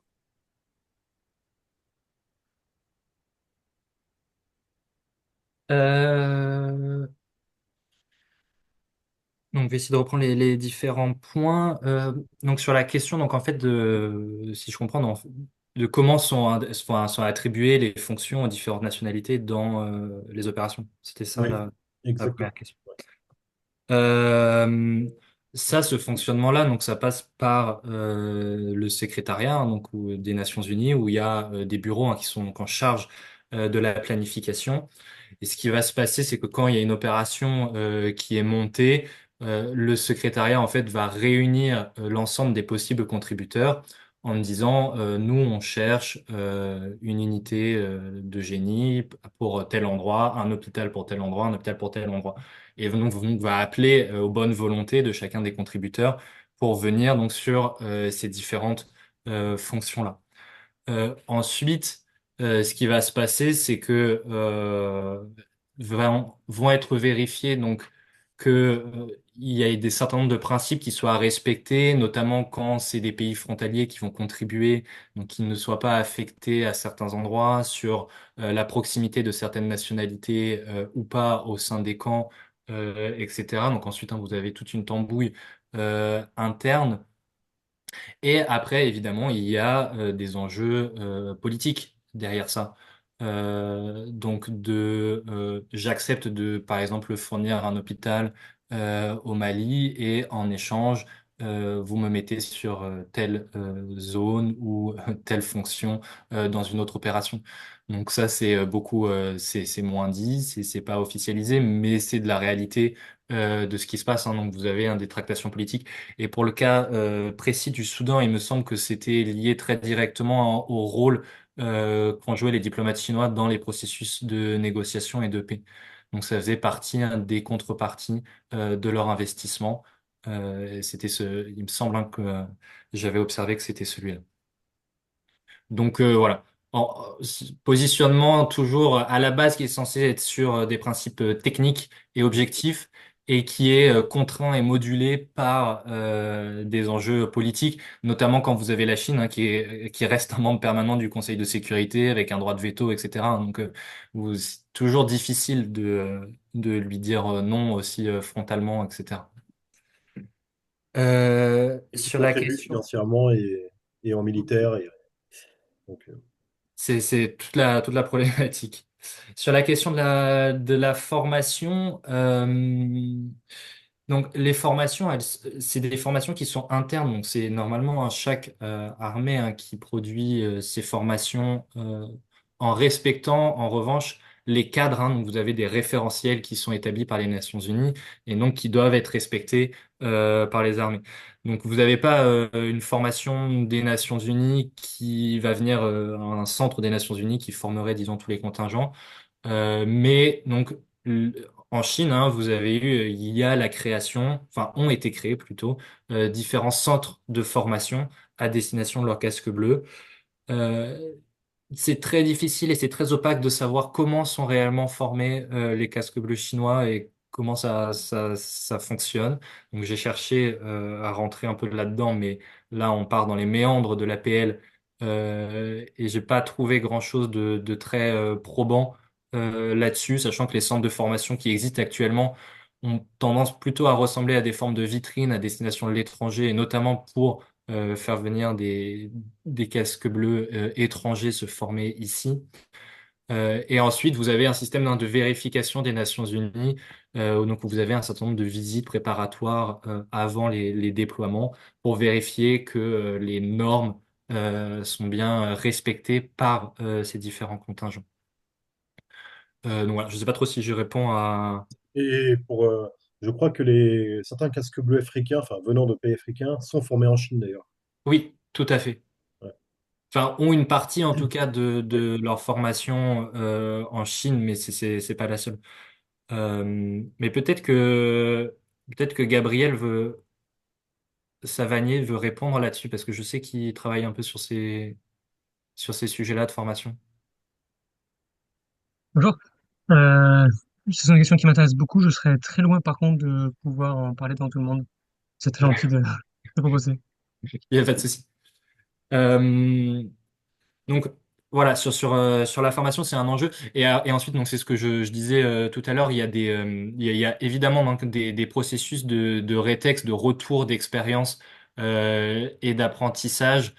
Donc on sait qu'il y a des débriefings qui sont très longs dès qu'un contingent de casque bleu a été envoyé, ils sont débriefés au retour. Voilà. Après savoir comment c'est infusé précisément dans l'APL, je me garderai bien de m'avancer sur ce terrain-là. Euh, Sur le représentant chinois sur les Grands Lacs, c'est un moment intéressant parce que donc c'est la première nomination d'un diplomate chinois sur un poste de ce type-là, en lien donc avec notamment le maintien de la paix. Et c'est un moment qui est aussi un moment un peu particulier, hein, puisque donc c'est en 2018, euh, moment où vous avez une forme hein, de retrait, notamment de l'administration Trump première à ce moment-là.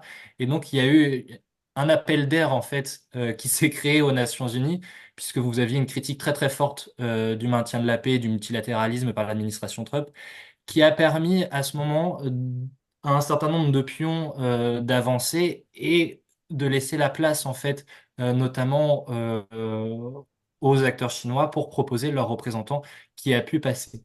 Sachant que suite à ça, l'administration Trump, puis ça a été suivi hein, par l'administration Biden, et c'est toujours lieu, ils ont mis en place un bureau au sein de l'administration américaine qui est en charge spécifique de suivre les recrutements chinois au sein des Nations Unies et de contrer hein, tout type de recrutement ou de personnes qui seraient appuyées par les diplomates chinois. Donc vous avez eu un appel d'air qui a été ensuite, par contre, suivi d'une réaction très rapide de attention, si on laisse la place, en fait, la place sera prise. Et ils ont un certain nombre hein, d'arguments hein, qui leur permet d'appuyer hein, pourquoi ils peuvent revendiquer ou pas hein, ce type de poste. Ce qui revient à ce qu'on disait tout à l'heure hein, sur la difficulté aussi de pouvoir leur dire non hein, quand ils sont investis dans toutes les dimensions des opérations. Euh, et sur la question très rapidement de l'Union africaine et du Conseil paix et sécurité, j'ai moins d'éléments là-dessus. Je sais que c'est soutenu assez largement par les diplomates chinois qui sont ce qui est prôné hein, très régulièrement, c'est les solutions africaines aux problèmes africains. Donc ça, c'est leur leitmotiv. Donc ils ne peuvent entre guillemets que soutenir ça. Hein. Si l'Union africaine parvenait à prendre en charge l'intégralité hein, du maintien de la paix sur le continent africain, ça leur irait parfaitement. Donc je sais qu'ils soutiennent, je sais que ils subventionnent un certain nombre de choses en lien avec la sécurité, donc un certain nombre de coopérations sécuritaires qui sont établies entre l'Union africaine et la Chine, etc. Donc oui, oui, il y a un soutien assez direct. Après, je peux pas rentrer enfin, j'ai pas d'éléments plus précis pour rentrer là-dessus. Merci beaucoup. Quelqu'un souhaite-t-il poser une question? Oui. Alors, ça, attendez, je fais sortir le chat.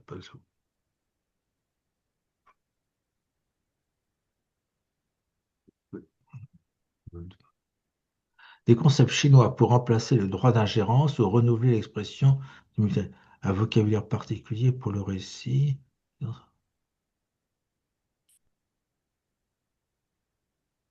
Oh. Je pense que cette question doit en partie s'adresser, est une réponse à la remarque que j'ai pu faire tout à l'heure. Fondamentalement, le principe de non-intervention n'est pas remis en question. Ce sont les conditions de son application qui exigent qu'on invente d'autres concepts qui permettent de faire ce qu'a priori il interdirait de faire. Je crois qu'on peut dire les choses comme ça, puisque l'auteur que je citais signalait qu'à partir du moment où on prenait le concept d'ingérence constructive ou intelligente, on pouvait aussi bien avoir une action commerciale qu'une action militaire, qu'on pouvait ainsi la justifier. Mais en fait, ce sont des jeux de mots, hein, et ce sont c'est une façon de pouvoir continuer à dire, nous n'intervenons pas, nous nous ingérons. Bon, ils ne seront dupes que ceux qui veulent bien être dupes, mais il est tout à fait clair que la direction chinoise avait été bloqués par la vision absolutiste qu'ils avaient du principe de non-intervention et qu'il leur fallait de trouver un moyen qui leur permettait de ne pas renoncer tout en faisant autre chose. Et c'est pour ça qu'on a eu cette discussion qui a duré plusieurs années, dirons-nous entre 2008 et 2011, où ça a été largement débattu avec toute une série de propositions. Ah, disons que comme je ne suis pas un politiste, ces remarques-là, je les ai rencontrées euh, un peu par hasard et j'ai pu constater, entre autres, qu'une chercheuse chinoise s'était amusée à recenser toutes les expressions qui avaient été inventées pour pouvoir détourner le tabou sans remettre en cause le tabou. Bon, c'est de là d'où vient ma, la réflexion dont je faisais part tout à l'heure. Et je reviendrai juste sur une autre chose qui est aussi à propos, une remarque à propos de la remarque précédente de Mike Chen, à propos des images. Que ce soit les missionnaires français ou autres autrefois, ou les Chinois aujourd'hui, il faut voir, s'ils ont besoin de montrer des images où ils sont gentils, c'est bien parce que, en fait, une partie de la population ne les a pas acceptés. Hein. Lui, encore une fois, que ce soit les Chinois ou que ce soit les missionnaires. Donc, il faut qu'ils montrent par ce biais que, une acceptation est difficile. Et cette série, ce feuilleton chinois dont j'ai beaucoup parlé à plusieurs reprises sur une équipe médicale, montre très bien qu'il y a une difficulté à se faire accepter par la population locale, qui ne comprend pas très bien les motifs de ces gens qui arrivent. À la limite, ils sont presque plus à l'aise avec des Occidentaux, non pas du fait de l'historicité de leur relation, mais parce qu'ils sont a priori là pour gagner du fric. Ceux qui ne seraient pas là pour gagner du fric, mais qui auraient un idéal, c'est quelque chose qui manque, c'est pas suffisamment tangible pour être compris immédiatement. Et si c'est pas compris immédiatement, automatiquement, il y a une défiance qui peut s'installer d'autant plus facilement. Donc, je pense qu'il y a tous ces éléments qui jouent, mais en fait, ce qu'il faut, à mon sens, retenir, c'est que si on est obligé de montrer combien on est gentil, c'est que les gens ne vous ont pas encore réellement accepté. Oui, je vois que Gabriel, ah ben non, c'est Javier Origan qui a fermé le truc. Je vais rebondir sur ce que vous venez de dire. Je suis complètement d'accord avec vous. Après, se pose aussi la question de à qui sont destinées ces images. Donc, quand vous avez une série chinoise sur le maintien de la paix ou des films, hein, puisqu'ils ont fait un certain nombre de films autour du maintien de la paix, hein, que je vous recommande, hein, c'est Ah l'équivalent oui, de... attendez, c'est pas Ouais, le fait de savoir à qui est destiné, c'est le ouais, fait que c'est un regard sur ce qui leur arrive. C'est comme si vous écriviez un rapport en disant, ouais, ben voilà, euh, on n'est pas si bien accepté que ça, donc on fait des opérations de séduction, hein. Donc c'est un discours qui est un discours interne, mais c'est un discours interne qui fait remonter une réalité. ouais, bien sûr. Mais ce que je voulais dire, c'est qu'il y a un discours, enfin, il y a un discours évidemment sur le maintien de la paix, qui est un discours interne à la Chine et qui est à destination de sa population locale, hein, notamment donc pour justifier des opérations à l'étranger et qui pose notamment problème quand il y a des morts hein, qui ont lieu. Donc comment on va justifier la mort d'un casque bleu chinois au fin fond de l'Afrique? Ça nécessite hein, tout un ensemble hein, de discours. D'où, et ça rebondit un peu hein, sur sur le point que vient d'écrire Mike Tien hein, dans le chat, double propagande pour les Chinois et pour les Africains. Donc évidemment, le discours est à double sens. Et je voulais revenir rapidement sur la question précédente, donc des concepts chinois, si on peut appeler ça des concepts. Il y a en effet un enjeu hein, qui est très important hein, de positionnement, de sémantique, qui est lié plus ou moins directement hein, donc au discours politique chinois. Hein. Donc il y a la tentative hein, des diplomates hein, d'insérer dans des résolutions des groupes sémantiques qui se réfèrent à leur univers politique, à leur récit politique. Donc quand on cherche, hein, par exemple, à insérer des formulations type communauté de destin, avenir commun, etc., vous renvoyez en fait très directement à un univers politique. Là où d'ailleurs, hein, de la même manière, quand on fait mettre droit humain dans une résolution, vous renvoyez à un récit politique qui est associé aux États occidentaux, notamment à la France, etc.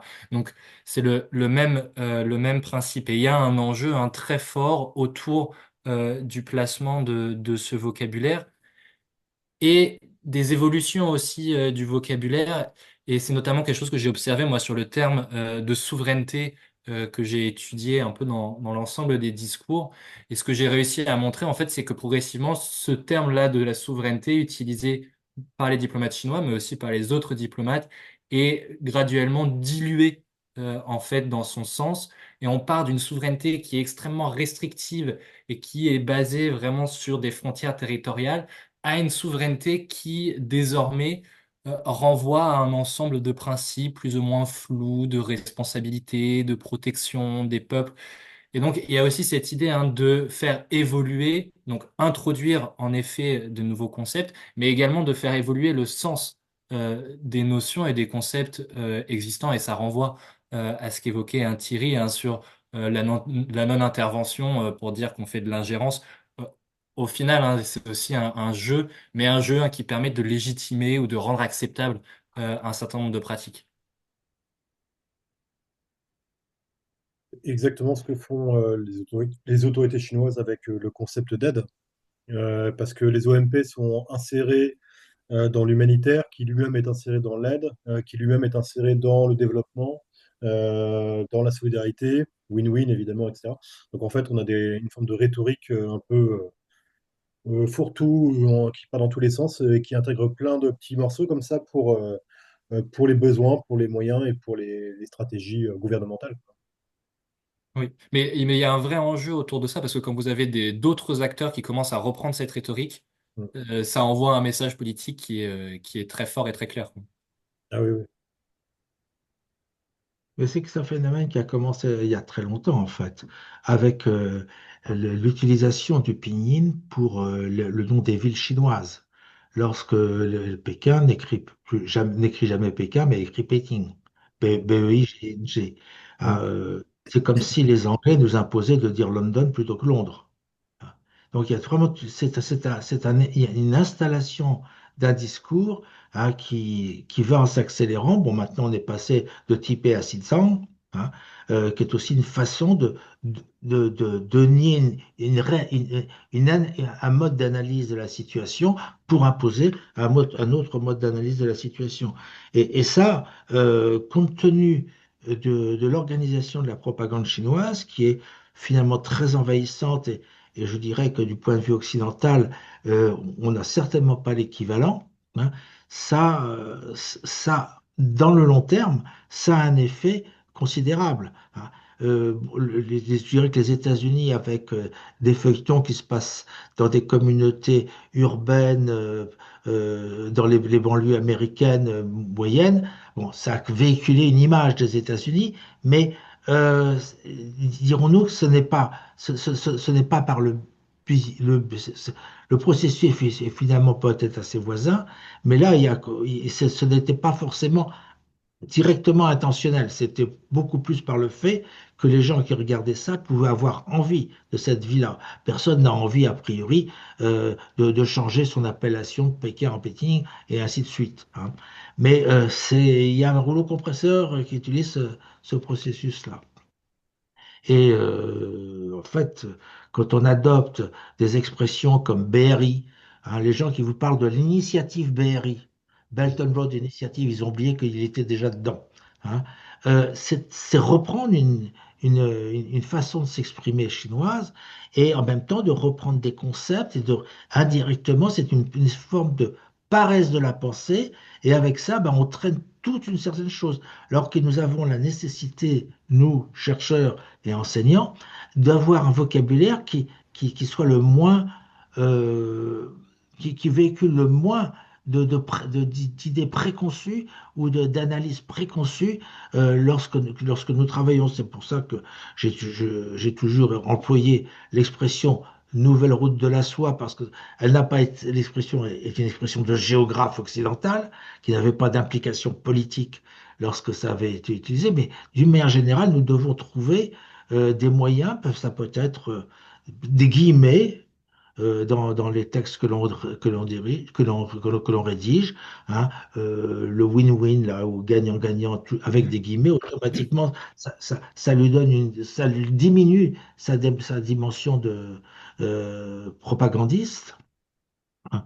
Mais c'est une démarche qui est astreignante parce que ça exige qu'on réfléchisse à tous les mots et à toutes les phrases qu'on prononce et qu'on écrit. Forte responsabilité.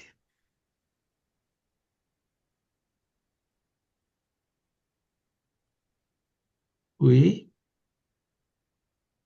Écoutez, il est 11h moins 5.